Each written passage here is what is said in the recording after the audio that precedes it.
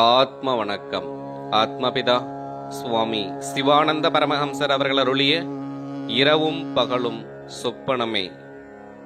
நமக்கு இப்பொழுது இரவு ஆகும் என்றும் இருட்டு ஆகும் என்றும் சொல்லி இருக்கிறதல்லவா? அந்த இருட்டில் நம்மில் இருக்கின்ற பிராணன் வெளியினுள்ளில் பிரகாசிக்கின்ற சமயத்தில் பகலென்றும், வெளியினுள்ளில் பிரகாசிக்கின்ற பிராணன் எப்பொழுது நம் உள்ளில் தானே அடங்குகிறதோ அப்பொழுது இரவு என்றும் சொல்லுகின்றோம். அது எவ்விதமென்றால், நாம் இரவு என்று சொல்லுகிற சமயத்தில் இக்காணுகிற வீட்டிற்குள் வாசலுக்கு நேரே ஒரு விளக்கு கொளுத்தி வைத்தால், வெளியே அந்த வாசலுக்கு நேரே அப்பிரகாசத்தினுடைய சக்தி எவ்வளவு தூரம் செல்லுகிறதோ அவ்வளவு தூரம் வரை வெளிச்சம் இருக்கும். அந்த வாசலை அடைத்தால் வெளியில் இருட்டாகவும் காணுகிறது.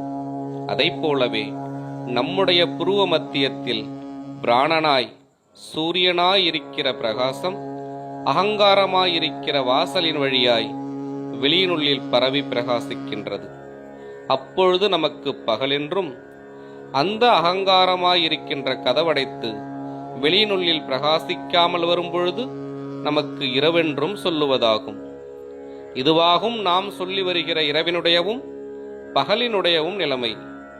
இது நமக்கு இரவும் பகலும் அல்ல, இந்த நிலைமை தூக்கமாகும். அதனால் இரவும் பகலும் என்றுள்ளது இந்த தூக்கத்தில் தோன்றுகிற சொப்பனமாகும். ஆத்ம வணக்கம்.